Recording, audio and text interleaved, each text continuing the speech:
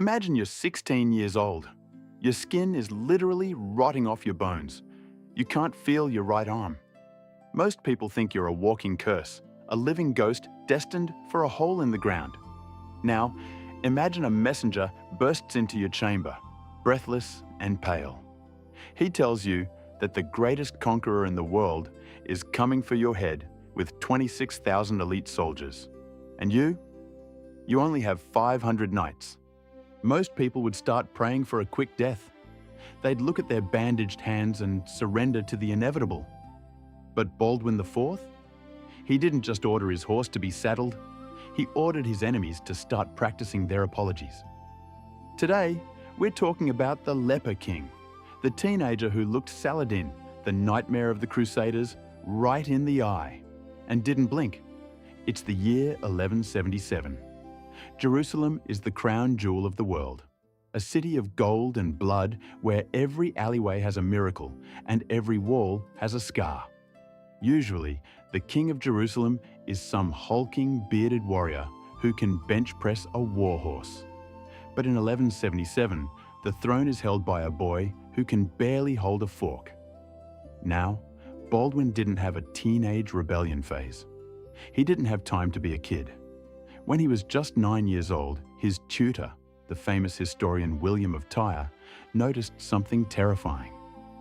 Baldwin and his friends were play fighting, scratching and pinching each other's arms as boys do. While the other kids were screaming and crying, Baldwin sat there with a blank expression. He didn't feel a thing. The boy looked at his tutor and said, "It's a neat trick, isn't it? I'm basically made of stone." It wasn't a trick, it was leprosy. In the Middle Ages, leprosy wasn't just a disease.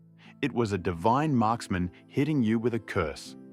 It meant your body was dying while your soul was still inside. It meant you were unclean.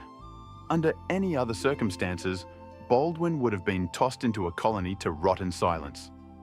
But Baldwin was royalty. He couldn't go to a colony, he had to go to the throne. By the time he hit 16, his condition was aggressive. His right hand was a twisted, useless claw. To most kings, that's a career ender. To Baldwin, it was just a technical difficulty. He trained himself to gallop at full speed and lead a heavy cavalry charge using only his knees and his left hand to guide the reins. He wasn't just a king. He was a medical miracle in a suit of armor. Enter Saladin. If history were a video game, Saladin is the final boss. He was brilliant, he was honorable, and he had done the impossible. He unified the fractured Muslim world under one banner. He was tired of these European crusaders occupying the Holy Land, and he decided it was time to end the Kingdom of Jerusalem once and for all. Saladin looks at the intelligence reports and sees a dying boy on the throne. He thinks, "This is going to be a weekend trip. We'll be home by Friday." He gathers 26,000 men, the Ayyubid elite, and marches out of Egypt like a tidal wave of steel and silk. Saladin was so confident, he actually became arrogant. He didn't even keep his army together. He thought the Crusaders were too scared to leave their walls, so he let his troops scatter across the countryside to pillage, loot, and burn. He thought Baldwin was trapped in the coastal city of Ascalon, trembling in the dark. He was half right. Baldwin was in Ascalon, but he wasn't trembling, he was counting. Baldwin looked at the horizon, where the dust clouds of 26,000 men darkened the sun, and then he looked at his own tiny force. He had maybe 375 to 500 knights. That's it, along with a few thousand infantrymen who were mostly terrified peasants holding sharpened sticks. He turned to his second-in-command, Reynald de Chatillon. Now, Reynald was an absolute loose cannon. He was the kind of guy who brings a knife to a fistfight and then stays to eat the opponent's dinner. Reynald looked at the king and said, "Sire, the math isn't looking great. Even if we're generous, we're outnumbered about 50 to 1. Baldwin adjusted his bandages and replied, "Then we'll just have to hit 50 times harder. I don't want to hear about the odds, Reynald. I want to hear the sound of their formation breaking." Baldwin did something desperate. He invoked the arrière ban. This was an ancient law that basically said, if you can walk and hold a sword, you are now in the army. It was a move born of pure survival. While Saladin's men were busy looting farmhouses and rounding up cattle, Baldwin's ghost army slipped out of Ascalon. They moved through the marshes and the broken terrain like shadows, guided by local lords who knew every inch of the swampy ground. They caught Saladin at a place called Monkhisar. Imagine the Sultan's surprise. He's relaxing near a hill, his army is spread out for miles, and his elite bodyguard is just starting to set up camp. Suddenly, the scouts come screaming back. The horizon isn't empty anymore. It's filled with the white mantles of the Knights Templar and the glint of Frankish steel. This is the cinematic moment history books were made for. The king, whose body is failing him, whose lungs are burning with every breath, is helped down from his horse. He can barely stand on his own 2 feet. But in front of his exhausted, terrified men, he kneels in the dirt. They had brought with them their most sacred relic, a piece of the true cross. Baldwin dropped to his knees before the wood and prayed so loudly that the wind carried his voice across the ranks. Lord, do not look upon my sins or my broken body. Look upon your city.